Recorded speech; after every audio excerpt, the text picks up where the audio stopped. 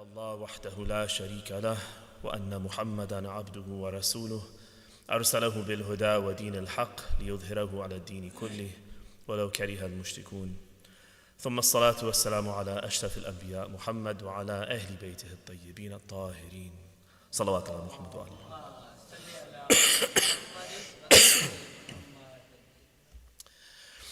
I begin this khutbah, as with all khutbahs, by admonishing all of us to nurture taqwa within ourselves. We are called on to foster this constant awareness, constant concern for Allah's pleasure and displeasure. So that's our guiding light in our life. We're always thinking whether Allah is happy or not happy with the things that I do and the decisions that I'm making. Last night was one of these eclipses that happens periodically in our astronomical year, and it was a complete lunar eclipse. Hopefully you were able to see it, and definitely, inshallah, you prayed the Salatul Ayat, which is an obligation during this night. I wanted to share some of the ahadith that we have from Ahlul Bayt about this thing that we call Salatul Ayat. So one thing that I found very fulfilling in my study of Islam is sometimes we have our go-to resource for law is our Risala, the Risala Amaliya, a fiqh manual, Islamic laws of Sayyid Sistani, or Istiftat of Sayyid Khamenei, or other Maraj's books. Or in Arabic, there's Minhaj al-Salihin. So if you go to the fiqh manual, for any of these obligations, then you will find the answer.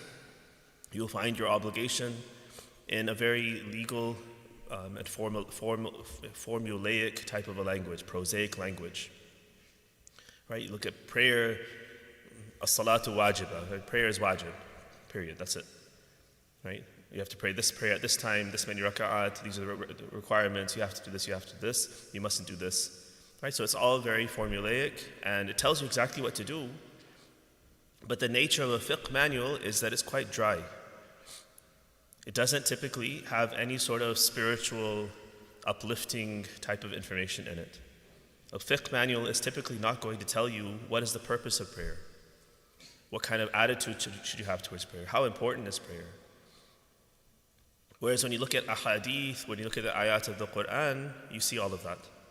When Allah Himself, definitely when the Ahlul Bayt, when they tell us what to do and how to lead our lives, they are also, alongside telling us you have to pray, they will have all sorts of beautiful metaphors. Prayer is like, for instance, in one hadith it says it's like a stream flowing by your house, and 5 times a day you're plunging yourself into that stream to purify yourself. How much dirt could you have on your body after that kind of practice of plunging yourself 5 times into a pure stream?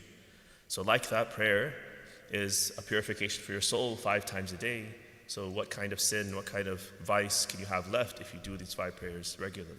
So very beautifully, very poetically, they will give us an image to help us to understand the purpose, significance of this important practice. And similarly for every other practice, when you look, kind of trace the steps back to the sources, you find a much more holistic and I think much more fulfilling view of the practices of Islam than you do from a fiqh manual. Now, I'm not disparaging the fiqh manual. The fiqh manual is very important. It tells us exactly what the red lines are based on the authority of the marja' taqlid we're supposed to follow. They're doing their job, and it's a vital resource that we have to keep in our library and refer to it constantly. But the nature of fiqh is just that. It rarefies, extracts from the hadith those important points that are going to tell us what the red lines are. It just lays out the red lines. At most, it'll tell us what's mustahab, but also those are legal pronouncements of what's mustahab. There's no room for figurative language. There's no room for beauty and for poetry and for metaphors and these kinds of things in the fiqh manual. So while that's very important, and the faqih is doing his job, the faqih himself he's benefiting greatly. He's looking at the sources and then extracting those things that are important for the muqallid, the person on the ground who's practicing, to practice. But we have to supplement our understanding of the fiqh manual by also, as a companion guide, looking at the ayat and looking at the ahadith. Otherwise, we end up with just a very dry kind of understanding of these practices. Right? One case in point is marriage. If you look at a fiqh manual, if you want to figure out Islamic marriage, what is it all about, and you look at a fiqh manual about marriage, you'll be quite disappointed. It will appear to be a very, very kind of mechanical, contractual, not a nurturing, loving, none of that is in a fiqh manual. There's no mention of love, there's no mention of, mercy and compassion and compromise. Like all those things that are so important for a real marriage are not going to find their way into a fiqh manual, just because that's the nature of a fiqh manual. But if you go back to the sources, to the ahadith, then you see all of that. If you go back to the verses, there's mawadda, there's rahmah, there's all these different things that are there that are so important for a good marriage that are mentioned in that holistic sense. Right? So if we are now trying to understand the Islamic perspective on these things, we have to do a little bit more work than just rely on the fiqh manual. That'll give us the red lines. But then if we want the spirituality, if we want the meaning, the purpose, those kinds of things, then we have to do some additional reading. Sometimes we have access to books. There are books that have been translated that give you the spiritual aspects of prayer, for instance. Many of you are probably familiar with Adab al-Salah of Imam Khomeini, which is quite a difficult book, but that is one that's been translated. And so oftentimes people will access that and derive some benefit, or maybe they'll be a little bit lost in his irfani type of a take on prayer. But that's one particular book. There are many in Arabic and Farsi. There are dozens of books by amazing ulama who are also fuqaha and have their fiqh manuals, but then alongside they also write these books that are extracting the spiritual message of the ahadith. And their intention is a user, the Muslim, would benefit from both. But all of that doesn't always find its way into translation. You all might not be habituated to reading, you may not be committed to reading, so then you're left with a very lopsided, very limited type of understanding because you haven't explored through reading or through exploration, through engaging with scholars. So with Salatul Ayat, I think this is one of those examples where we are accustomed to looking at the fiqh manual, and that's where we get our whole understanding for what Salatul Ayat is all about. So starting with the name, Salatul Ayat, that's not the name in ahadith. In the ahadith, it's always referred to as Salatul Kusuf, right? Or Salatul Zalazil, the prayer of the solar eclipse, or the prayer of Zalzala, of earthquakes. So that's the term. They are referred to as ayat, and I'll show you some of the hadith. They'll say that, someone asks, what is the zalzal, what is the earthquake? And the imam says it's an ayah. It's a sign of God. And so then you should pray. So it's not that the name is a fabrication or something bad. That's just, sometimes we come up with a name that's more, it just sticks. And then we start using that name. But my point is just to point out that even in terms of the naming of Salatul Ayat, this is it's something distant from the hadith. The hadith says Salatul Kusuf. It's originally the prayer for the solar eclipse, because that's when it was originally legislated. I'll share one hadith. The first Salatul Ayat that Rasulullah prayed was at the time of a solar eclipse after his son died. And so that's the first time. And so then that name stuck, Salatul Kusuf, even if it's for Khusuf, which is the lunar eclipse like last night, we would still call it Salatul Kusuf. You offer it for Khusuf, or Salatul Kusuf for Zalzala, or for this or for that. All right, so let me share some of the hadith, and I think you'll, inshallah, appreciate the depth and the purpose and all these different things that come out of exploring the hadith alongside the fiqh manual. Recite with salawat ala Muhammad.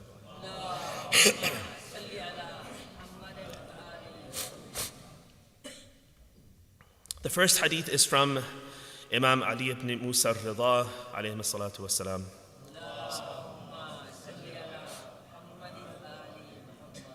إنما جعلت للكسوف صلاة لأنه من آيات الله. He says the only reason why a prayer has been legislated for the solar eclipse is because this is one of the signs of God. Right, so we say signs of God, we use that word a lot, ayat of the Quran, ayat fil afaki wa fil anfus. He's signs out there in the world, He's signs within ourselves. So ayah is a sign that points to something. Right? So we should recognize that the ayah is not the end, it's a means to the thing that it's pointing to. Right? So the ayah of the Quran, the ayah which is the sun or your own body and how it functions, or anything that's Allah's creation, is an ayah pointing towards Allah and His attributes that have gone into creating that thing and managing that thing. Right? So the more immense something is, the sun and the galaxies and stars and those things which are astronomical in their proportions, then that gives us a sense of Allah's greatness. If these things are so powerful, there's so much, for instance, energy locked up in each star, that's what we consider power, solar power, right? So now Allah's qudra, His power, has to be, of course, much more than that to have created all of this and to manage all of this. So if this is mind-boggling and it's only one physical star, one material star, then imagine what Allah's qudra, what His power must be. So that's how the ayah is supposed to work. It's an ayah because it's created by Allah, and it's an ayah because it points us back to Allah and to His attributes so that we understand something more about that. لا يدرى ألرحمة ظهرت أم لعذاب.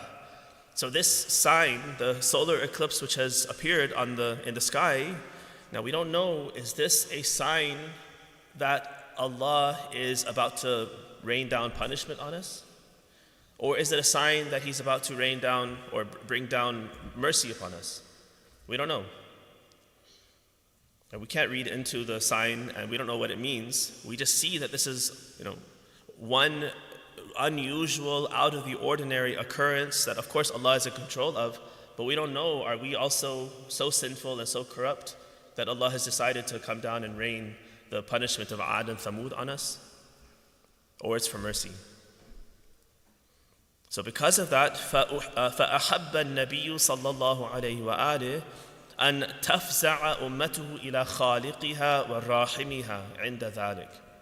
So Rasulullah decided, and he wished that at the time of this occurrence, when something's happening, something powerful is happening, and we don't know, we're in uncertainty whether this is mercy or punishment, that what should the ummah do? We should seek refuge, we should flee towards the creator of this sign and the one who has mercy on us, flee towards Him at the time of the sign, لِيَصْرِفَ عَنْهُمْ شَرَّهَا وَيَقِيَهُمْ مَكْرُوهَهَا, so that Allah, who is the creator of the sign and potentially the one who's going to rain down that punishment on us, He should deflect that punishment. Whatever's coming down, He should deflect it, because He sees that when He does it, we take the lesson, we heed the sign, and instead of, for instance, thinking that I can outrun Him, if I just go in a bunker deep enough, then I can get away from His punishment. Instead of having those kinds of wrong reactions to Allah's punishment,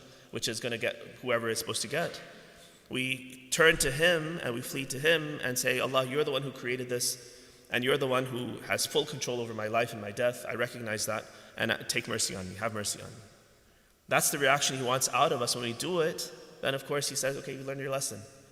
I wanted to wake you up, I wanted to remind you of your mortality, and alhamdulillah, you took the lesson, so I'll lift the sign, I'll make it a sign of mercy, I'll make it just a sign that doesn't have any bad effects on you, because you have turned towards me. كما صرف عن قوم يونس عليه السلام حين تضرعوا إلى الله. So out of all the stories in the Quran, you're familiar, so many of the prophets were sent to people who defied them, and because they defied them and never took heed, they were destroyed. People of Nuh, people of Ad, people of Thamud, right? The list is Madian, Lut. Right? So all these different peoples were destroyed because they refused to listen to their prophets, and they defied them till the end. The only exception is what? Qawmu Yunus. The people of Nineveh, they were the one exception. They defied Yunus at first, and Allah had provisionally decided in His Lawh al-Mahw al-Ithbat that I'm going to punish these people. And you know the story, Yunus left a little bit too soon, And after he left, then his people took heed. When the punishment came, they saw it on the horizon, the sign, the ayah appeared on the horizon, they came to their senses. إِلَّا قَوْمَ يُونُسَ لَمَّا آمَنُوا كَشَفْنَا عَنْهُمْ عَذَابَ الْخِزْيِ فِي الْحَيَاةِ الدُّنْيَا وَمَتَّعْنَاهُمْ إِلَى حِينٍ. Allah tells us that the one exception to this general pattern of rebellion against the prophets was the people of Yunus. For when they saw the sign, then they came to believe, they became mu'min, and because of that, because of their correct response to the sign of Allah, to the ayah of Allah, Allah kashafna anhum adhab al-khizi. We lifted off that punishment that was supposed to disgrace them in this world. We lifted it off. And we gave them some additional time. We wrote more longevity for their civilization that they could continue because they have a renewed contract with Allah. So Imam Rida alayhi salam tells us that this is the philosophy of Salatul Ayat, that we should follow in the good part of the sunnah of the people of Nineveh, who, of course, they rejected first. We shouldn't do that. But the good part was that when the sign came, they took heed. So we also, when we see the sign, we see the ayah of kusuf, khusuf, zalzala, these kinds of things, then we should also take heed and turn to Allah as our creator and the creator of the sign, as the one who will have mercy on us, and beg Him for mercy and let Him keep this as a sign to awe us and to remind us of His greatness and to remind us of our mortality and the fact that we are fully under His control, and then He will keep it so it's a safe ayah for us that doesn't destroy us. Recite salawat ala Muhammad wa ali.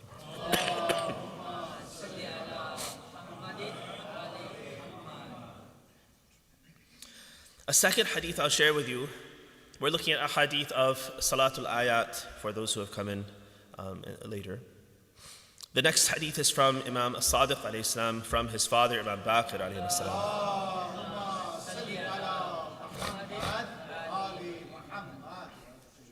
He says, إِنَّ الزَّلَازِلَ وَالْكُسُوفَيْنِ وَالرِّيَاحَ الْهَائِلَةِ من علامات الساعة فإذا رأيتم شيئا من ذلك فتذكروا قيام الساعة وافسعوا إلى مساجدكم. So in this hadith, Imam Baqir tells us that these eclipses, solar and lunar, earthquakes, severe wind, tornadoes, those kinds of stormy winds, these are all signs of the Day of Judgment, the end of time. So he says, when these things happen, then one of the correct takeaways from the sign is that we should remember the Day of Judgment. We don't know if this is the Day of Judgment. We don't have to become, Nostradamus and start saying, because of the lunar eclipse last night, therefore, Qiyamah is going to be on this date or that date. That's not the right reaction. But to just remember that I had been kind of heedless, I had been kind of carrying along with my life in a very normal way, and maybe I had become less aware, less sensitive to my own mortality and the mortality of the world, that this is all temporary. Right? That happens periodically. We need a reminder to remind us that Qiyamah is coming, that death is coming, because otherwise it's easy to get forgetful and to become heedless about all of that. So this ayah that is periodically thrown our way is there to remind us and to wake us up. So the correct takeaway is to remember the Day of Judgment when you see the sign and flee to the masjid. وَافْزَعُوا إِلَى مَسَاجِدِكُمْ. Right? So you flee to the masjid. What better place if this is the end? Then what do I want to do? Do I want to go hide in a bunker, go hide in a tornado safe zone and those kinds of things and just pray that I don't die? Is that the right response? Or to engage in ibadah, to go to the masjid, to worship Allah, so that if this is the end and I'm going to be destroyed, at least I'm destroyed in the best circumstance. I can leave on the best foot. Yeah, so instead of being so maybe in an imbalanced way concerned about our health and safety and those kinds of things, we take reasonable precautions there, fine. But the main thing is, while doing all of that, we need to focus on Allah, focus on judgment, focus on mortality, prepare ourselves now. If this is the end, let me be strong, let me do tawbah, let me seek Allah's mercy and and leave remembering Allah and with His name on my tongue.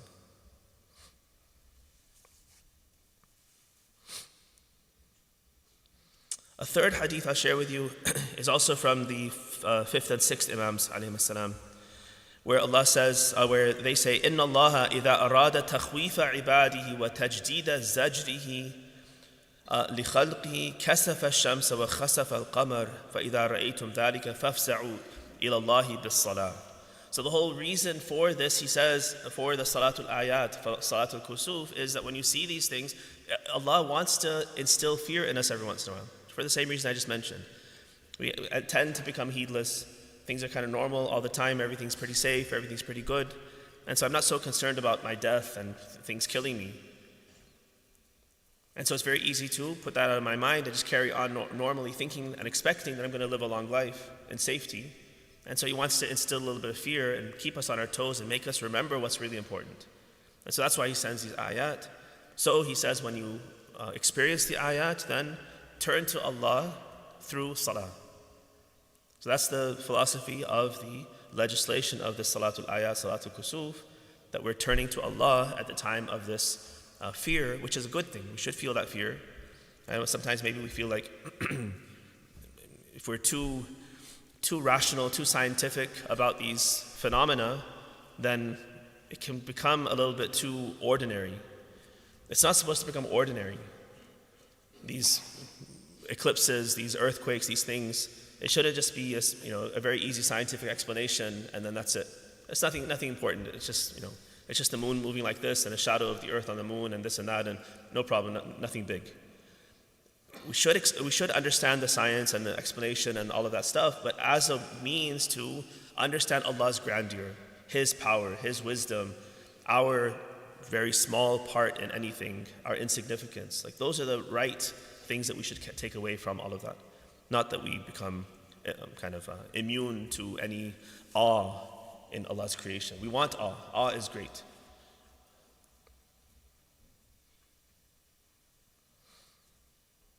Now with regard to the original Salatul Kusuf, the first one that was offered by Rasulullah,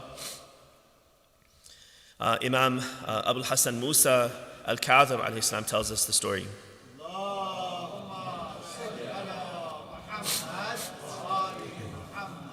He says, إِنَّهُ لَمَّا قُبِضَ إِبْرَاهِيمُ ابْنُ رَسُولِ اللَّهِ صَلَّى اللَّهُ عَلَيْهِ وَآلِهِ جَرَتْ فِيهِ ثَلَاثُ سُنَنٍ. At the time when the Prophet's son, through Maria al-Qibtiyya, Ibrahim, died, right? He died in Medina, and this is a very significant event. If you've gone to Baqi, you've probably seen his grave and visited his grave. So when Ibrahim died, the hadith says there are three practices. I didn't get the rest of the hadith. I only got the first part, which talked about Salatul Kusuf. So there are three sunnahs that Rasulullah inaugurated at the time of Ibrahim's death. The first one, this is what we'll talk about. أَمَّا وَاحِدَةٌ فَإِنَّهُ لَمَّا مَاتَ انْكَسَفَتِ الشَّمْسِ. Coincidentally, when Ibrahim died, there was a solar eclipse that same day. فَقَالَ النَّاسِ انْكَسَفَتِ الشَّمْسُ لِفَقْدِ ابْنِ رَسُولِ اللَّهِ. So the people, in their kind of superstitious mentality, they draw the conclusion, the correlation of death and this kusuf, they drew causality and said that, because the Prophet, his son has died, therefore that's why the sun has eclipsed. So eclipse is because of this. فصعد رسول الله صلى الله عليه وآله المنبر فحمد الله وأثنى عليه ثم قال. So to debunk this idea, this superstition, and set the record straight, Rasulullah immediately goes to his masjid, climbs the minbar, calls everyone to come, and he says the following: يا أيها الناس إن الشمس والقمر آيتان من آيات الله يجريان بأمره. The sun and the moon are two of Allah's ayat, two of His signs.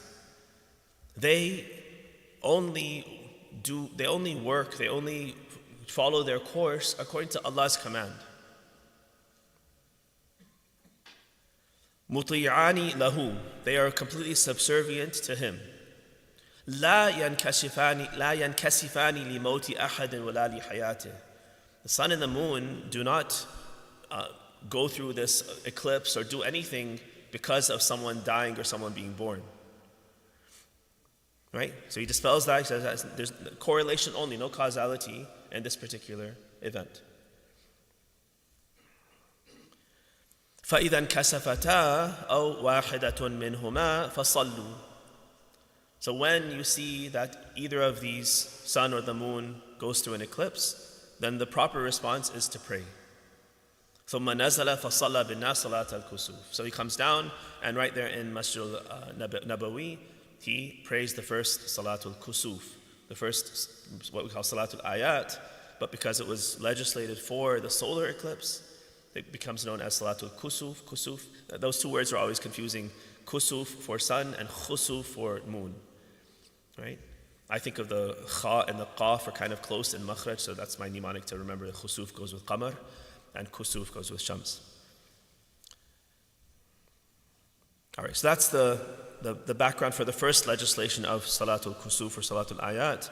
It happened at the time of Ibrahim's passing.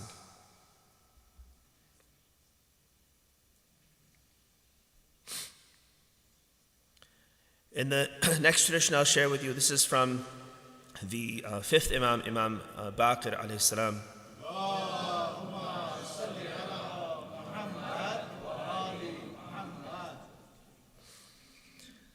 So here he says, somebody asks him, هذه الرياح والظلم التي تكون هل يصلى لها. So somebody asks, when these eclipses happen, when these winds, these earthquakes happen, then should we offer the prayer for them? The Imam says, كل أخاويف السماء من ظلمة أو ريح أو فزع فصلي له صلاة الكسوف حتى يسكن. So he said all of these fear-inspiring events that take place, so not only eclipses, but earthquakes and very powerful storms and winds and tornadoes, these kinds of things, whatever it might be that instills fear, then pray Salatul Kusuf for that. Hatta yaskun. So this is now a repeated thing. This is something that I started the lecture talking about how when you look at the fiqh manual, the job of the fiqh manual is to show you the red lines. And in a way, it's to show you what you must do to fulfill your duty. And what's the minimum I need to do not to be liable? Right, so the faqih is something like a lawyer, like your lawyer, or like your CPA, who is, like their job, if they're doing it well, is to help you to do as little as you can to be in compliance with the law. Right, that's the job. When you go to your accountant in tax season, you're not. If he comes and says, you only have to pay this much, but it would be great, mustahab, great for your society, and you could do so much good if you give, this much more. Right, we would not go for that. We would say, no, I want to pay the minimum. Like, how much do I have to pay so that I'm not, in defiance of the law, I'm not going to be liable for anything. We want to do the minimum. And that's the job of the accountant or the lawyer, to help you to find out what are the red lines, what are the loopholes where you can legally do just what you need to do and you're done. You don't have to do any more than that. So in a sense, the faqih, as faqih, is also in a similar position. He's trying to figure out, based on the sources, with confidence, what can I say that on the Day of Judgment you can go to Allah and you've done this, and He'll say you did your job. You're not liable for anything outstanding. As faqih. Now, if you look into the faqih's life and how they actually practice, they very often don't settle for just the bare minimum. Right? Because the bare minimum, when you're talking about Allah and His wisdom and what He wants us to do, it's not just about, let me see how little I can pay to make sure I've covered my khums and Allah can't hold this over me on the Day of Judgment. Like, that's not the attitude of a servant. You're going to say, Allah, you've given me everything. Everything I have is from you. Unfortunately, I need some of it to live and to support my family and do these things. But my goal is to see how much more can I give out of all that surplus. How generous can I be? That's the goal. I'm trying to see how much can I recognize this is from Allah. It belongs to Him. I'm just a conduit for this. And so that's the struggle that we have. Do I give little? Do I give more? Can I give more and more and more? And slowly, hopefully, get more and more generous so that I'm willing to part with more of that. Right? So that's the goal of us as human beings. It's not just to say our wajib prayers. Let me just do the the bare minimum. Wajib, farida prayer, just the arkan, no mustahabbat, and just get it done. 2-minute prayer, I'm done. Just so I can check it off and say, Allah, I did my job, and you can't hold it against me. Right? Legally that's the job, right? But that's not a fulfilling attitude. That's not the attitude of a servant of Allah. The servant of Allah is going to do as much as they can, and the only struggle is how much time do I have, how much inspiration do I have, how much energy do I have, right, to give more and do more for Allah. But the goal is, if I have extra time, extra energy, if I'm inspired, let me say a nafilah prayer, let me do mustahabbat, let me elongate my ruku' and my sujood, do more dhikr, let me add some of the mustahab du'as, say a longer qunut, longer surah, right? We want to do more of that, and it's just a limitation of how inspired or uninspired I might be at that moment. So insofar as the faqih is a faqih, he is telling us that during this khusuf of the qamar last night, during this eclipse of the moon, any time from start to end, it is sufficient for you to offer salatul ayat at some time during that period. And to do salatul ayat, here's how you do it. Here's the formula. One of the hadith I'll share with you tells you the formulation for that. So that's the legal red line. That's the minimum you must do to fulfill your obligation. But what you see in ahadith repeatedly is that when this ayah is present and happening, you should engage in salatul ayat until it's done. So either you prolong salatul ayat, and instead of trying to minimize it and say, let me just do one fatiha, and let's take the longest surah I know, which is Surah Al-Falaq, with 6 verses, 6 or 7, 6 verses I think it has, and let me split up those 6 verses over into 5 parts and say those and just get it done, and then get off to something more important. Right? That often is our attitude towards it. Let me just get it done sometime during this time, whatever's the most convenient for me.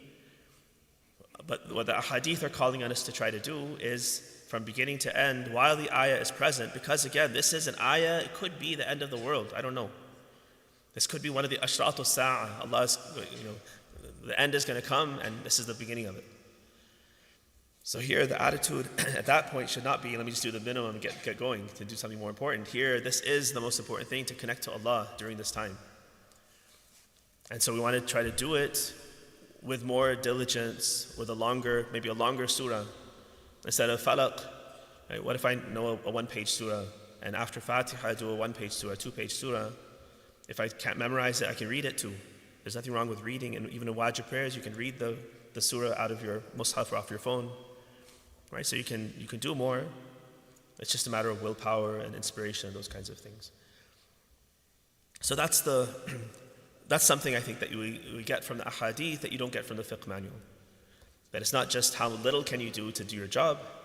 It's do this until the thing is over, because the whole point is to connect to Allah as the creator of this thing. This is an ayah pointing us to God, and we want to benefit from that. We want to be those who see the signs and read the signs and go where the sign is pointing.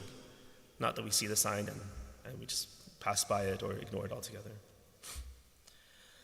Bismillah ar-Rahman ar-Rahim. Inna a'tainaka al-kawthar fasalli li rabbika wanhar inna shani'aka huwa al-abtar. Salawat. Allahumma salli ala Muhammad wa ali Muhammad. Allahumma salli ala Muhammad wa ali Muhammad. Allahumma salli ala Muhammad wa ali Muhammad. Bismillah ar-Rahman ar-Rahim. Alhamdulillahi Rabbil Alameen. والصلاة والسلام على أشرف الأنبياء محمد وعلى أهل بيته الطيبين الطاهرين اللهم صل على محمد رسول الله وعلى علي المرتضى وعلى فاطمة الزهراء وعلى الحسن والحسين وعلي بن الحسين ومحمد بن علي وجعفر بن محمد وموسى بن جعفر وعلي بن موسى ومحمد بن علي وعلي بن محمد والحسن بن علي والحجة بن الحسن القائم المهدي صلوات الله عليهم أجمعين.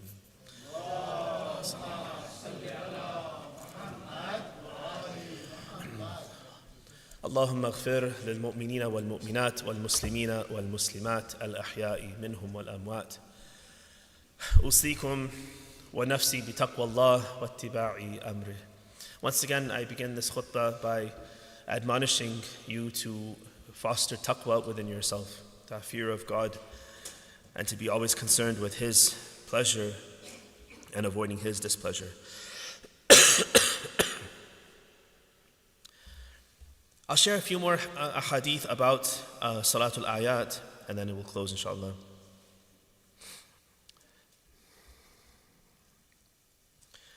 In this next hadith, this is from the sixth Imam, Imam Sadiq alayhi salam.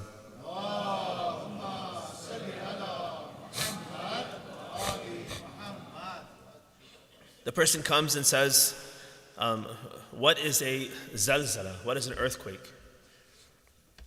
Now, sometimes we have these questions, we don't know exactly what the intention of the person was. Even in the Quran, for instance, يَسْأَلُونَكَ عَنِ الْأَهِلَّةِ. They can't come and ask you about the hilal, about the crescent. So our commentators, what they understand is that the question that they were asking, the intention of the questioner was, for instance, tell me about the astronomy behind it. What causes it? What is the movement of the star, of the moon, and these kinds of things. So tell me about the science behind the hilal. But what does Allah say in response? He tells him, قُلْ هِيَ مَوَاقِيتُ لِلنَّاسِ وَالْحَجِّ. So he sidesteps the question. Politicians are infamous for this. You ask them a question, they answer something else. So Allah does that too, but for a good purpose. Not because He doesn't want to answer the question, He's trying to deceive you, but you're asking a question that is not a good question. That's not the right question, wrong question. So instead of answering your question, I'm going to answer the question you should have asked. He does that sometimes. Right? In Balagha, we have this تَلَقِّ السَّائِلِ بِغَيْرِ مَا يَتَرَقَّبْ. This is a discussion in our Balagha books. Where you sidestep the question and answer the question that should have been asked. So they're asking about the hilal in terms of science and in terms of the movement of the moon and these kinds of things. Allah doesn't answer that. He says the purpose of the hilal is هِيَ مَوَاقِيتُ لِلنَّاسِ وَالْحَجِّ. These are ways for you to keep track of time and on an annual basis to keep track of the Hajj, when to do Hajj. So these important things, that's the purpose. Now how it works, you figure that out. You have eyes and science you can do on your own. I don't need to tell you that part of it. You figure that part out, and that's great. That's also understanding my creation. But I'm going to tell you the purpose, the reason why I created it. That you can't figure out yourself. I'll tell you, and then you can understand the significance, and then you can figure out the how on your own through the centuries, through your scientists. So similarly here, this person's asking about the zalzala. Maybe he wants to know, plate tectonics and what causes it. Why does the earth shake and these kinds of things? The Imam sidesteps the question and says it's an ayah. It's an ayah of God. ثُمَّ ذَكَرَ سَبَبَهَا فَإِذَا كَانَ ذَلِكَ فَمَا أَصْنَعُ. So then the person kind of gets the hint, and instead of pursuing and saying, but I want to know how it works, how does it happen, why does it happen? He takes the hint, okay, it's an ayah, so what am I supposed to do? How can I respond correctly to this ayah, which is supposed to be pointing me to something? So the Imam says, Salli Salat al-Kusuf. Right? Offer the prayer of the eclipse during the zalzala. Again, that terminology is not Salatul Ayat, he mentions Salatul Kusuf. Offer the prayer of solar eclipse also during the zalzala. That's the way to respond to the ayah in the right way and take the hint, take the guidance from Allah and focus yourself on Allah Himself.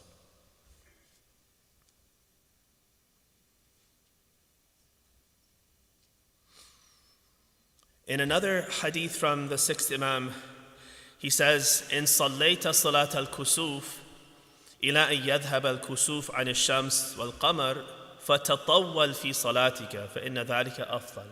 So again, he doesn't say do the minimum. When you do the Salatul Kusuf, it's not just about getting it done sometime during this time. He says, prolong it. Pray the prayer in a long way. As long as the eclipse is taking place, then stretch your prayer.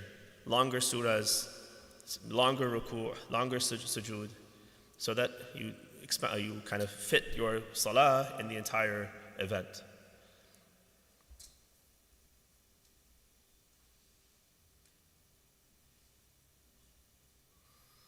Another way to fit the time in another hadith is that when you finish one Salatul Kusuf and you see that the eclipse is still taking place, then you repeat the prayer. Right? So we have that. إِذَا فَرَغْتَ قَبْلَ أَن يَنْجَلِيَ فَأَعِدْ. If you finish your prayer before the ending of the eclipse, then repeat the prayer again and keep doing that. So that's another way to fill the time and stay engaged in ibadah during the eclipse.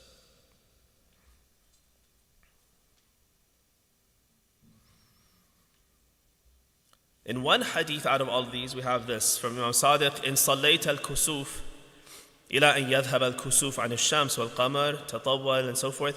وإذا أحببت أن تصلي فتفرغ من صلاتك قبل أن يذهب الكسوف فهو جائز. So first he says that elongate your prayer and fill the whole time with the prayer, but then he says if you want to just finish the prayer, be done with it while the eclipse is still happening, then that's permissible. And so our tendency is sometimes to just settle for the permissible, settle for what's okay. That's good enough? Okay, I'll do what's good enough. Now that's not a good attitude. We should work on that to say, okay, that's good enough, but how much do you want me to do? The typical pattern that we see with Allah is He has very high hopes for us. He knows what potential we have. And so He has very high hopes. And for instance, I've shared this before in other lectures, but for instance, with regard to Hajj, we have ahadith that tell us that Allah originally intended that every year, every person, old, young, rich, poor, everyone should go for Hajj throughout your life. Like that's what He wanted.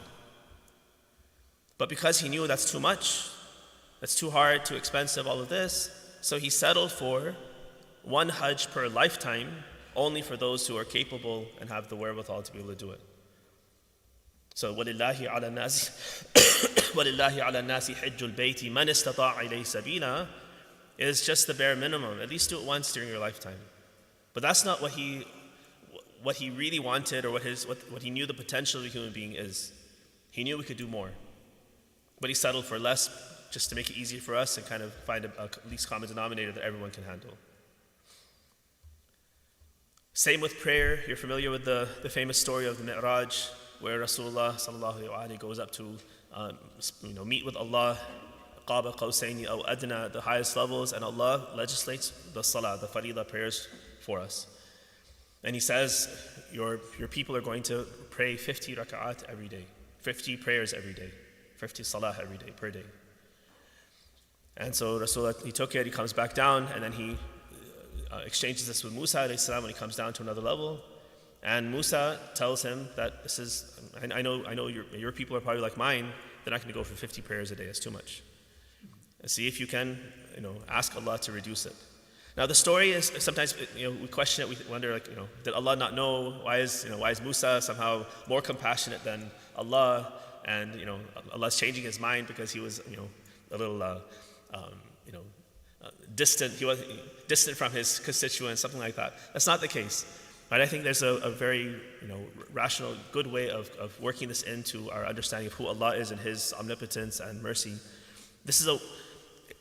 He does this in other places too, where He legislates that big idea that what He wants us to do, and then through different processes, He also lets us know what He's settling for.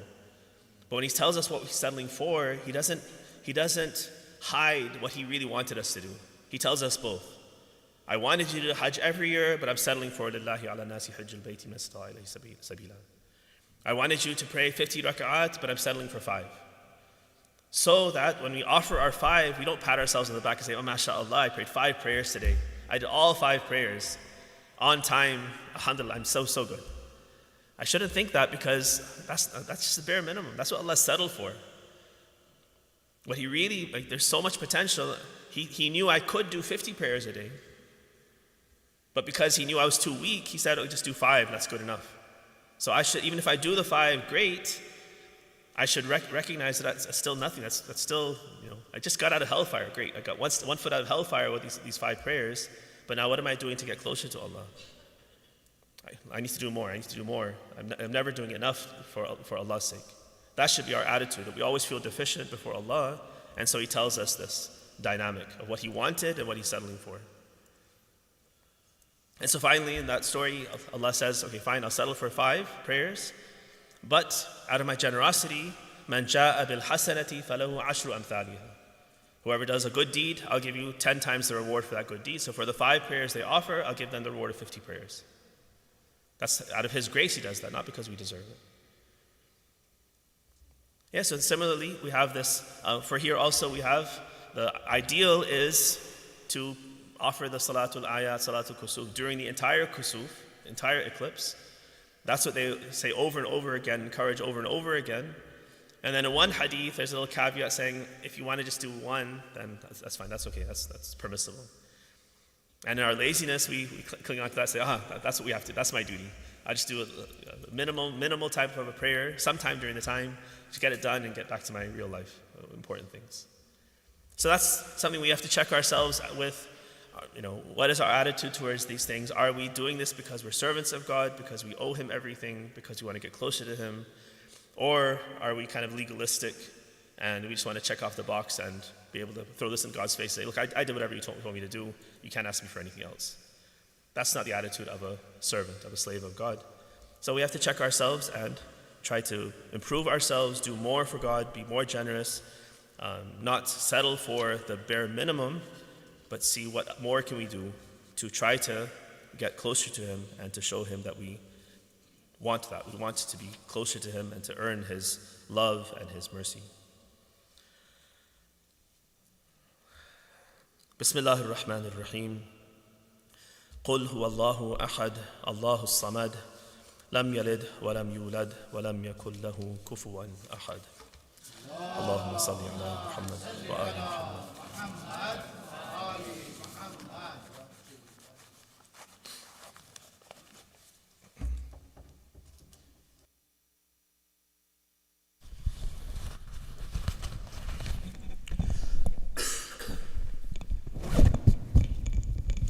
الله أكبر أشهد أن لا إله